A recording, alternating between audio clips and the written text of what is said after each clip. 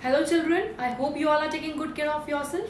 Okay, students, today also we'll be continuing with the chapter that is chapter number 28 of civics, understanding laws. Again, at the end of the video there is a test, so you have to give me your answers in the comments. So with that said, let's roll the intro. Hello students, so let's continue chapter number 28 of civics, understanding laws. Okay, so we were doing this topic in which nationalists wanted a fair play and justice from the Britishers, right? And yesterday we have done that Britishers have introduced various laws, but those laws are very humiliating to the Indians. Now, let's see the conclusion that this attempt by nationalists would be in favor of Indians or not. So, we have left with this topic with one thing, that is what would be the conclusion, this attempt which has been made by nationalists, how far this attempt goes, is this attempt in favor of Indians or not. So let's see the conclusion, what exactly happened after the movement that has been organized by Indian nationalists as they wanted equality before law, right? Equality among equality from whom? From Britishers. Conclusion: all these violations led to the foundation of Indian National Congress in 1885. ये जो भी injustice किया Britishers ने, this injustice and violations by Britishers led to the foundation of Indian National Congress in 1885. तो 1885 में INC form ही इसलिए हुई थी, ये जो भी सारे प्रॉब्लम्स, जो भी सारे वायलेशंस, जो भी इनजस्टिसेस, जो भी इनइक्वालिटीज़ इंडियंस के साथ हो रही थी, इनको रिमूव करने के लिए. Now nationalist began fighting for equality. अब सारे नेशनलिस्ट को इक्वालिटी चाहिए थी and so they started demanding that. Equality किससे? ब्रिटिशर्स से. Slowly by the end of 19th century, Indian legal profession began emerging. अच्छा, बाय 19th सेंचुरी एक class emerge होने लगी जो कि किसकी थी? इंडियन लीगल प्रोफेशंस की. मतलब वो लोग जो लॉ के बारे में जानकारी रखते हैं, लॉ के बारे में नॉलेज रखते हैं. तो ये वाली क्लास जो है इमर्ज होने लगी. Demand for respect in colonial courts became stronger. Courts में इंडियंस की रिस्पेक्ट हो, ये डिमांड किया गया कि अब अगर फॉरेनर्स के ऊपर मर्डर का चार्ज लगा है तो उसको इस चीज़ की स्ट्रिक्ट पनिशमेंट मिलनी चाहिए और इंडियंस को जस्टिस और रिस्पेक्ट मिलनी चाहिए. The Indian experts began to use laws to defend the rights of Indians. Indian experts भी अब लॉज की मदद से, लॉज की हेल्प से इंडियंस की राइट्स के लिए लड़ने लगे, उनकी राइट्स को प्रोटेक्ट करने के लिए, उनकी राइट्स को डिफेंड, उनको बचाने के लिए. इंडियन जजेस also began to play major role in making decisions. जैसे पहले इंडियन जजेस को इम्पोर्टेंस नहीं दी जाती थी, वो पहले फॉरेनर्स के पनिशमेंट नहीं दे सकते थे फॉरेनर्स को, जो भी चाहे उन्होंने मर्डर किया हो चाहे कुछ भी किया हो. तो अब ये इंडियन जजेस भी इम्पोर्टेंट रोल प्ले करने लगे. इन सब से ये प्रूव होता है कि कॉलोनियल रूल के टाइम पर भी इंडियंस का बहुत इम्पोर्टेंट रोल रहा है in the evolution of laws. So this is the conclusion. जो अटेम्प्ट किया नेशनलिस्ट ने कि हमको अब इक्वालिटी चाहिए, तो ये अटेम्प्ट उनका क्या रहा? सक्सेसफुल रहा, इंडियंस के फेवर में रहा. अब इंडियंस को रिस्पेक्ट मिलने लगी, उनको इक्वालिटी मिलने लगी. जो कोर्ट्स के जो जजेस थे पहले उनको बिल्कुल भी उनको सेग्रीगेट कर दिया गया था, उनको रिस्पेक्ट नहीं दी जाती थी, और अब उनका इक्वल रोल है. तो बहुत ही फेवरेबल स्टेप था ये टूवर्ड्स दी इंडियंस. ठीक है, तो नेशनलिस्ट ने जो अटेम्प्ट किया ब्रिटिशर्स से इक्वालिटी पाने के लिए, जस्टिस पाने के लिए, फेयर प्ले पाने के लिए, तो ये उनके फेवर में ही आया. लॉ मेकिंग प्रोसीजर, कि आखिर लॉज बनाते कैसे हैं, या फिर लॉ प्रोसीजर क्या है, लॉ किस तरह से बनते हैं, कौन बनाता है, ये सारे जो भी सारे प्रॉब्लम्स हैं ना, ये सारी प्रॉब्लम्स इस टॉपिक से रिमूव हो जाएंगी. सो this is the next topic, law making procedure. क्या प्रोसीजर फॉलो किया जाता है लॉज को बनाने के लिए? पार्लियामेंट्स रोल, पार्लियामेंट का सबसे बड़ा क्या रोल है लॉ को बनाने में, वो पढ़ते हैं. Indian parliament plays an important role in making laws. Parliament का बहुत ही बड़ा रोल है. Students, if you remember that we have this topic earlier also in the functions performed by parliament. So this is the law making function. जब हमने law making function किया था ना पार्लियामेंट का, तो ये वही है जो मैं आपको कहा था कि इसका पूरा एक चैप्टर आएगा डिटेल में, वो हम पढ़ेंगे, तो वही चैप्टर है ये। अब आपको पता है ये चीज़ कि पार्लियामेंट का क्या रोल होता है, रोल क्या, पार्लियामेंट ही लॉज बनाता है, रोल की तो बात की है। पार्लियामेंट का सबसे इंपॉर्टेंट रोल है, सोल राइट है पार्लियामेंट की लॉज बनाना, है ना। अब ये तीनों लिस्ट हमने पढ़ी थी, यूनियन लिस्ट, कॉन्करेंट लिस्ट और स्टेट लिस्ट। सबसे पहला, Indian parliament plays an important role. We all know Indian parliament is having the sole right in making laws and amending और चेंजिंग इट। लॉज में change आना है, amendment आना है, तो उसका लॉ उसका पूरा का पूरा जो रिस्पॉन्सिबिलिटी है वो किसकी, पार्लियामेंट की है। यूनियन लिस्ट की बात करें तो parliament frames new laws and amends them. In all the 97 subjects of union list, laws are being framed by parliament. जो भी सारे subjects union list के होते हैं 97 subjects, उन सारे subjects पे laws कौन बनाता है, parliament। हम पढ़ चुके हैं। concurrent list, both parliament and state have got the power except, इसको अच्छे से देखना, except the situation of deadlock where sole power rests with the parliament. In all the 47 subjects of concurrent list, laws are made by both parliament and state.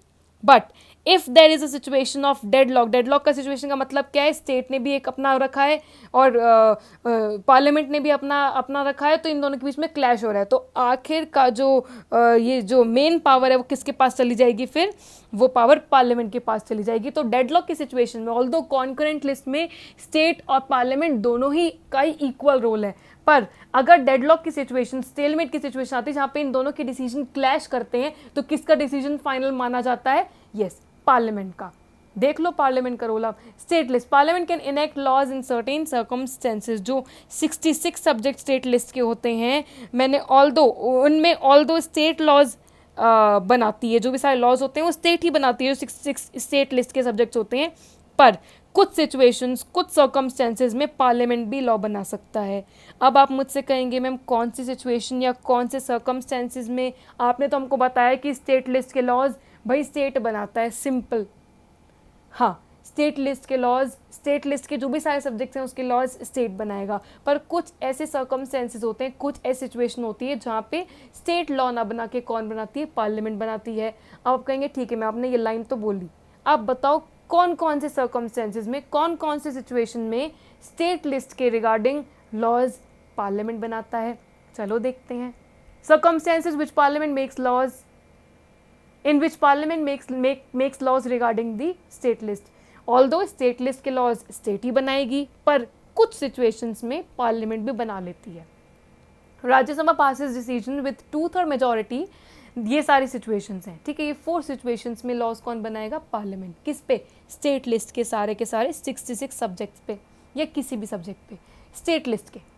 Rajya passes a decision with 2/3 majority that a particular subject of a state list is of public importance. अगर 2/3 majority से राज्यसभा ने ही बोला है कि ये ऐसा matter है जो पब्लिक इम्पोर्टेंस का है, मतलब पूरी कंट्री को अफेक्ट करने वाला है, तो उस सब्जेक्ट पे लॉ कौन बनाएगा, पार्लियामेंट बनाएगा। Second, 2 or more states request center to pass a law for them. 2 या 2 से ज़्यादा स्टेट्स रिक्वेस्ट करती हैं, अगर उन्होंने रिक्वेस्ट किया कि उनकी स्टेट के लिए एक कोई पर्टिकुलर सब्जेक्ट पे लॉ पार्लियामेंट बनाए, तो इस सिचुएशन में भी पार्लियामेंट ही लॉ बनाता है। फिर a state of national emergency is proclaimed by president. अच्छा, इमरजेंसी की जो सिचुएशन होती है वो कुछ केसेस में ही अराइज होती है, जैसे वॉर हो गया, ठीक है, तो वॉर होता है तो उस टाइम पे इमरजेंसी की सिचुएशन अराइज हो जाती है, तो वो इस टाइम पर पार्लियामेंट जो है वो स्टेट लिस्ट के जो भी सब्जेक्ट्स होते हैं उन पर लॉज फ्रेम करता है। अब ये भी जो है ये इमरजेंसी पावर है प्रेसिडेंट की, और ये हम डिटेल में पढ़ेंगे, जो नेक्स्ट चैप्टर आपका आएगा उसमें हम प्रेसिडेंट की इमरजेंसी पावर्स में हम पढ़ेंगे कि नेशनल इमरजेंसी होता क्या है। अभी के लिए सिर्फ ऐसे सोचो कि ऐसा कोई केस जो कि बहुत ही नेशनल, जो कि हमारा कंट्री को इतना बुरी तरह से अफेक्ट करने वाला है, जैसे वॉर हो गया, इंडिया पाकिस्तान का वॉर हो गया। अभी एक तो ऐसा हो सकता है कि पहले से ही पता हो कि वॉर होने वाला है, और ऐसा भी हो सकता है कि पहले ही पता ही ना हो कि हमको मिलिट्री फोर्सेस भी यूज़ में लेंगे कि वॉर होगा या नहीं होगा। तो ऐसी सिचुएशन में नेशनल इमरजेंसी डिक्लेयर करता है प्रेसिडेंट। तो उस टाइम पे स्टेट के जो भी सारे लॉज होते हैं वो कौन बनाता है, पार्लियामेंट बनाता है। इसको डिटेल में हम आगे वाले चैप्टर में करेंगे, ठीक है। President takes over the administration of a state on the break down of constitutional machinery. Okay, article 356 के अकॉर्डिंग अगर कोई भी स्टेट ने कॉन्स्टिट्यूशन के प्रोविजंस को ब्रेक किया है तो प्रेसिडेंट स्टेट से सारी पावर टेक अवे कर लेगी, ठीक है, और लॉ मेकिंग बॉडी उस पर्टिकुलर स्टेट की कौन बन जाएगी, पार्लियामेंट बन जाएगी। अगर किसी भी स्टेट ने कॉन्स्टिट्यूशन के प्रोविजंस को अडहेयर नहीं किया, उसको ब्रेक किया है, उसके अगेंस्ट गई है, तो जो पावर हो जाएगी लॉ मेकिंग पावर, वो किसके पास चली जाएगी, स्टेट से लेके किसके पास चली जाएगी, पार्लियामेंट के पास चली जाएगी। तो ये 4 केसेस हैं जहाँ पे पार्लियामेंट है वो स्टेट लिस्ट के लॉज बनाता है। वैसे तो स्टेट ही बनाएगी, पर इन 4 सर्कमस्टेंसेस में, इन 4 सिचुएशंस में कौन लॉ बनाएगा स्टेट लिस्ट पर, पार्लियामेंट।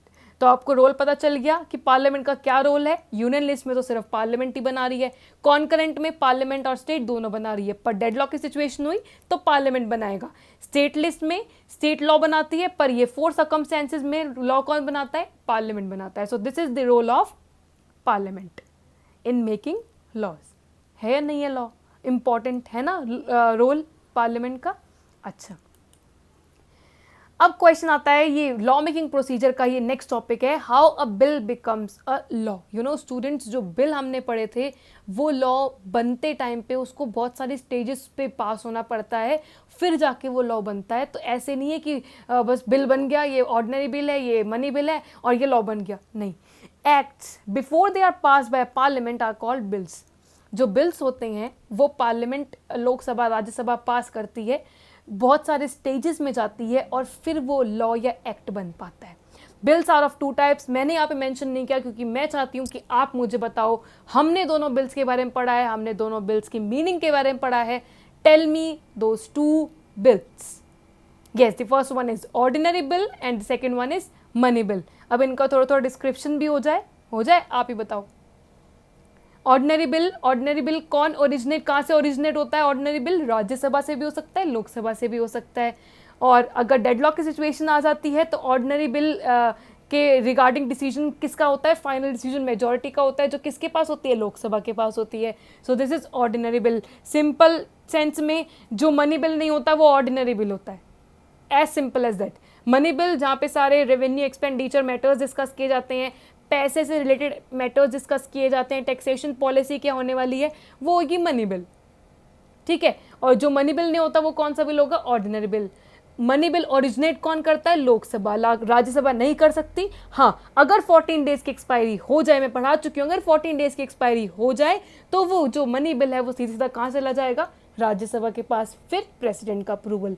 और हम ऑर्डिनरी बिल की बात करें तो ऑर्डिनरी बिल राज्यसभा, लोकसभा दोनों से ही ओरिजिनेट हो सकता है।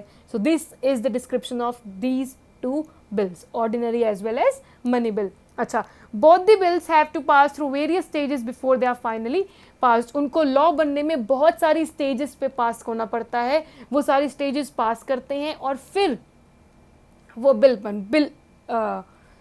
क्या होता है? फिर वो बिल बनता है लॉ। अब आप पूछेंगे स्टेजेस क्या क्या है? देखो बेटा, 3 स्टेजेस हैं and this you have to learn.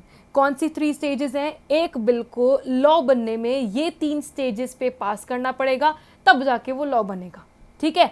कोई भी बिल को इन 3 स्टेजेस से पास होना पड़ेगा, तब जाके वो लॉ बनेगा। और बिल हम कौन सी बात कर रहे हैं? ऑर्डिनरी बिल और मनी बिल। अच्छा, फर्स्ट स्टेज है इंट्रोडक्शन, सेकेंड है डिबेटेड क्लॉज और थर्ड एक्सेप्टेंस और रिजेक्शन। कौन कौन सी है? First is introduction, second one is debated clause and the third one is acceptance और रिजेक्शन। ये तीनों स्टेजेस आपको लर्न करनी है। अब मैं आपको बताती हूँ कि हर एक स्टेज में क्या होता है। इंट्रोडक्शन, नाम से ही पता चल रहा है, इंट्रोड्यूस करने वाला। अब ऑर्डिनरी बिल को इंट्रोड्यूस कौन कर सकता है? राज्यसभा एंड लोकसभा। और मनी बिल को इंट्रोड्यूस कौन करता है? लोकसभा। सो this is the introduction stage. सबसे पहले तो वो इंट्रोड्यूस किया जाएगा कि कहाँ से वो ओरिजिनेट होता है। अगर ओरिजिनेट ही नहीं हुआ तो क्यों वो लॉ बनेगा? सबसे पहला stage introduction. Ordinary bill is introduced from Lok Sabha as well as Rajya Sabha, whereas the money bill is introduced only in Lok Sabha. So this is all about introduction stage. कहाँ से इंट्रोड्यूस होता है, कौन से हाउस से इंट्रोड्यूस होता है, समझ आया। सेकेंड है डिबेटेड क्लॉज। डिबेटेड क्लॉज में क्या होता है? एक बार बिल जो है वो इंट्रोड्यूस हो जाए, उसके बाद अगर उसमें कोई भी चेंजेस चाहिए होते हैं, डिबेट मतलब डिस्कशन किया जाता है कि हमको इस बिल में ये कुछ चेंजेस करने हैं, हम इसमें ये कुछ अमेंडमेंट्स लाना चाहते हैं, तो वो डिबेटेड क्लॉज हो जाएगा। तो जब ऑर्डिनरी बिल्स या मनी बिल ये एक बार ओरिजिनेट हो गए, एक बार इंट्रोड्यूस हो गए, इसके बाद ये क्या किए जाते हैं, इन बिल्स पर डिस्कशन किया जाता है कि हम चाहते हैं कि इन पे ये चेंज आए, हम चाहते हैं कि इस बिल पे ये वाला चेंज आए, तो इसको डिबेटेड क्लॉज कहते हैं। और वो चेंज लाया कब जाता है, मेजॉरिटी रूल से। अगर मेजॉरिटी मानेगी कि हमको XYZ चेंज चाहिए इस बिल पे, तो वो XYZ चेंज आ जाएगा, मेजॉरिटी पे ही बिल पे चेंज आएगा, ये ध्यान रखना, ठीक है। So this is all about debated clause.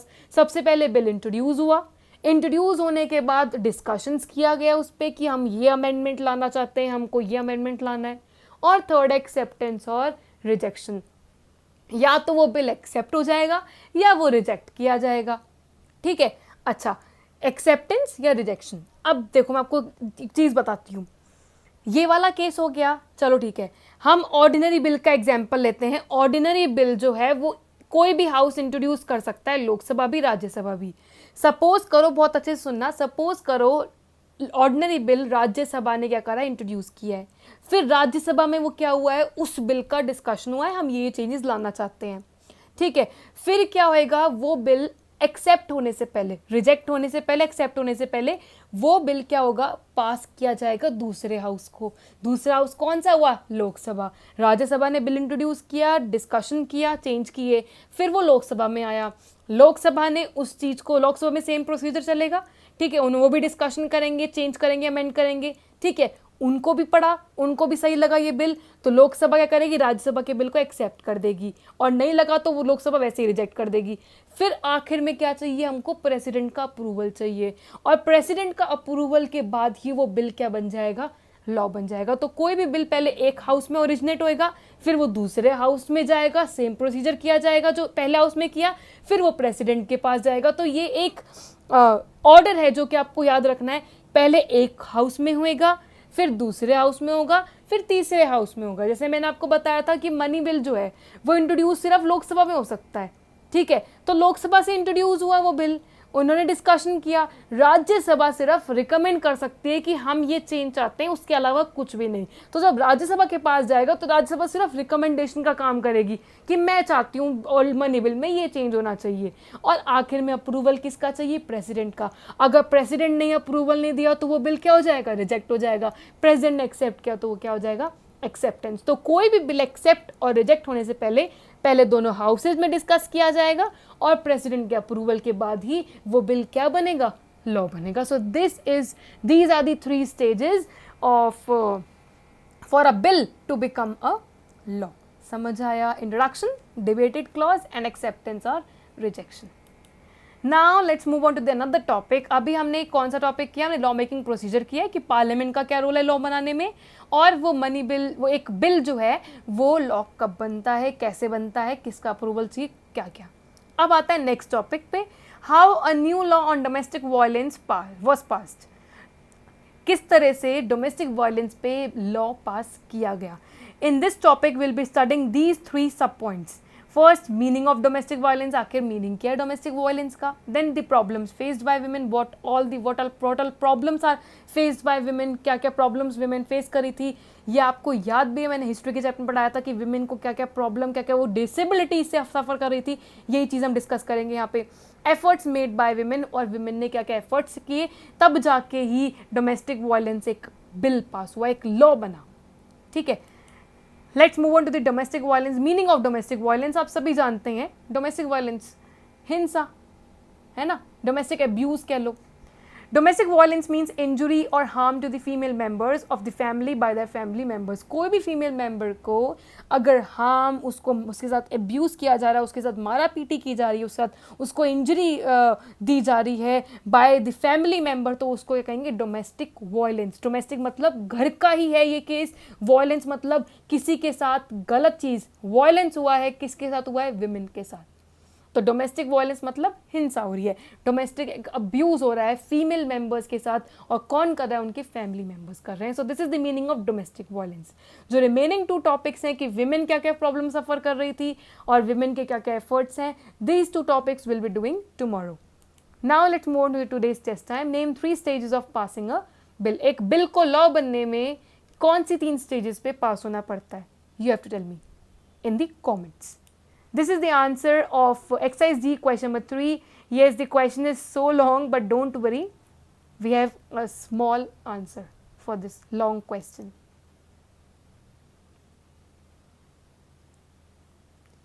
That's it for today. I hope you understood everything, and if you have any doubts or queries, feel free to ask me. Thank you and bye bye.